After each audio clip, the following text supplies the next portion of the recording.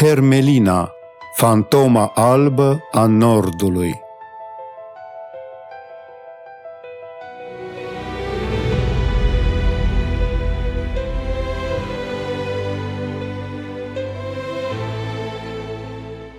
În liniștea albă a iernii, când totul pare adormit sub zăpadă, o siluetă se mișcă nevăzută între umbre.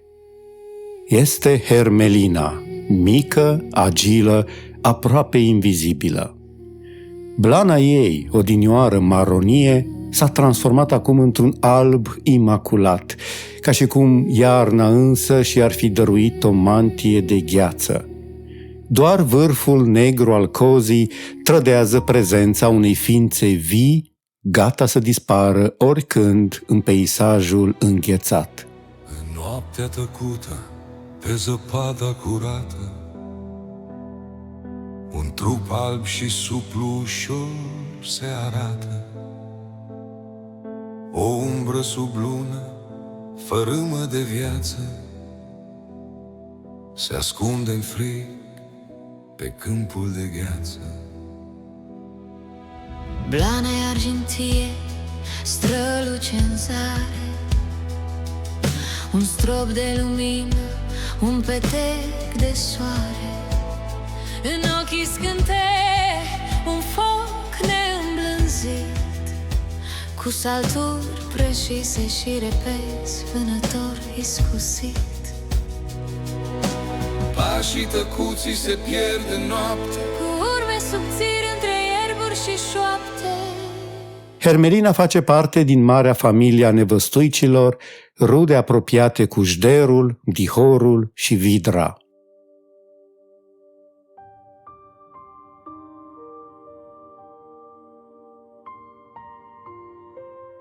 Este un mamifer carnivor născut pentru mișcare, tăcere și precizie.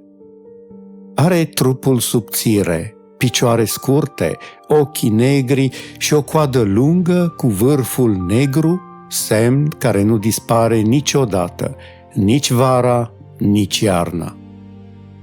Vara, blana ei e brună pe spate și albă pe burtă, camuflând-o perfect printre ierburi și pietre. Dar odată cu venirea frigului, își schimbă înfățișarea, devine albă ca zăpada, păstrând doar vârful negru al cozii. Așa s-a născut legenda fantomei albe a Nordului.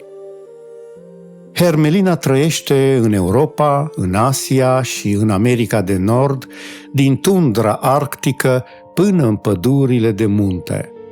În România apare rar în Carpații orientali și nordici, dar și în nordul Transilvaniei, o prezență discretă, aproape nevăzută. Deși are un trup minuscul, este un prădător redutabil. Se deplasează în salturi elastice, arcuindu spatele ca un arc încordat. Urmărește șoarecii, șopârlele, păsările, uneori chiar iepuri mai mari decât ea. Când vânează, nu lasă urme inutile. Totul se petrece într-o clipă, apoi liniștea revine. Hermelina trăiește singură, în tăcere, activă mai ales la răsărit și la apus, când lumina și umbrele se amestecă. Primăvara, când zăpada începe să se topească, femeia își caută o vizuină, o galerie de șoarece părăsită sau o scorbură ascunsă. Acolo se petrece unul dintre cele mai uimitoare fenomene din lumea mamiferelor. După împerechere, ovulul fertilizat nu se implantează imediat. Rămâne latent, adormit, până la 10 luni. O strategie de supraviețuire perfectă. Când iarna se sfârșește și hrana devine din nou abundentă, embrionul începe să se dezvolte. După 4 săptămâni, femeia aduce pe lume 4 până la 9 pui, complet orbi și goi. Mama îi hrănește cu grijă până când încep să vâneze singuri, iar uneori, chiar înainte de a atinge maturitatea, femelele tinere pot fi fecundate, dar vor naște abia în primăvara următoare. Hermelinele nu trăiesc mult, doar 2-3 ani în libertate, dar unele ajung până la 7 ani, o vârstă venerabilă pentru un animal atât de mic. Durata ei de viață e scurtă, dar rolul ei în natură e uriaș. Ține sub control populațiile de rozătoare și ajută ecosistemul să rămână echilibrat. În ciuda dimensiunilor sale mici, Hermelina are dușmani. Vulpea roșie o pândește, bufnițele o prind în zbor tăcut, iar ulii o pot surprinde în câmp deschis.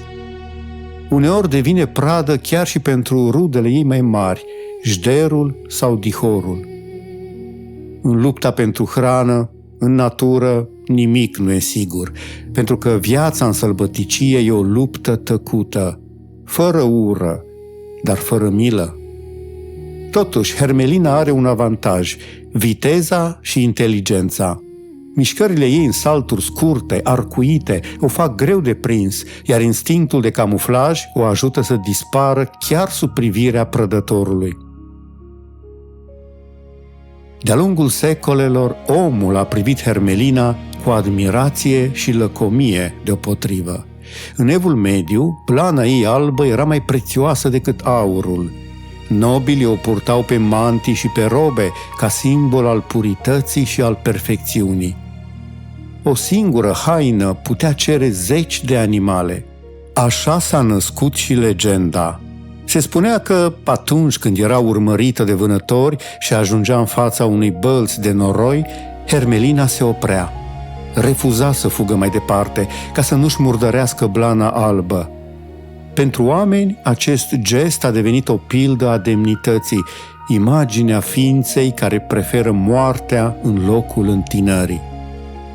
În Bretania, vechii nobili aveau o deviză: malo mori quam foedari, mai bine moartea decât întinarea. Chiar și arta renașterii a păstrat acest simbol. În celebra pictură a lui Leonardo da Vinci, Doamna cu Hermelina, animalul nu este doar un companion, ci o imagine a purității și a nobleței sufletului.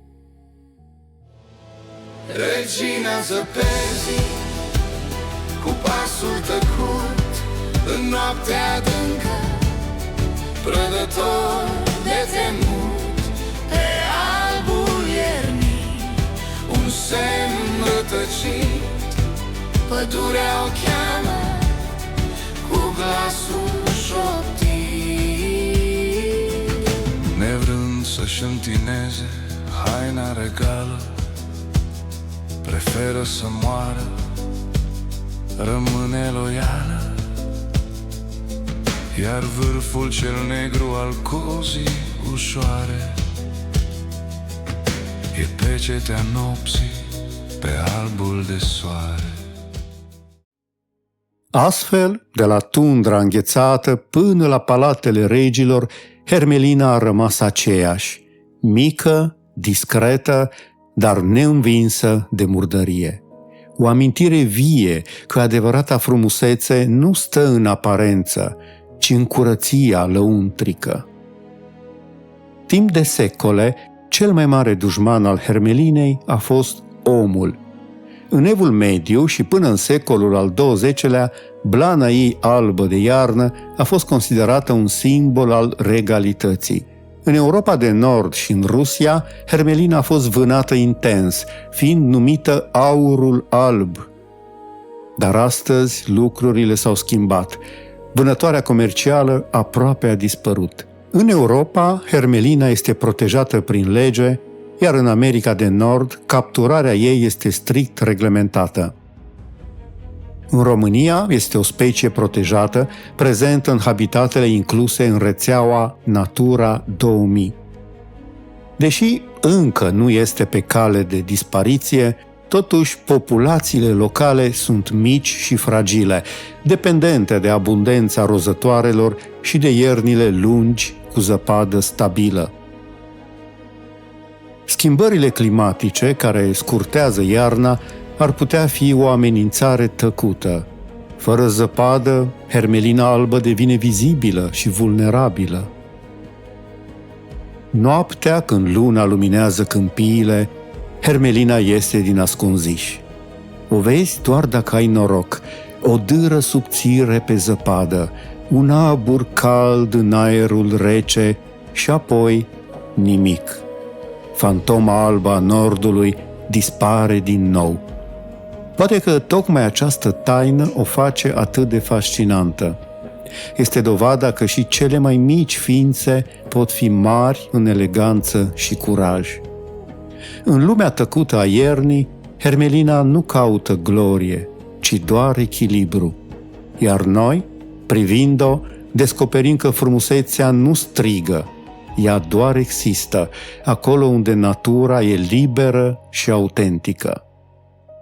Când tăcerea se așterne peste lume, ea se întoarce, nevăzută, sub forma unei umbre albe ce se mișcă printre fulgi. Hermelina, mică, dar veșnică în echilibrul naturii. Pădurea o știe și o simte tăcut, Chițcanii tresar când se apropie mută, când iarna se stinge și iarba dă rouă, își leapădă haina, o mantie nouă. Ascunsă-n poveștile vechi ca pământul, Regina micuță își schimbă veșmântul, în zăpezi și-n basme rămâne străină, dar omul o numește cu drag Hermelină. Regina zăpezii, Cu pasul tăcut în miezul de iarnă, prădător de temut, pe albul iernii un semn rătăcit. Pădurea o cheamă cu glasul șor.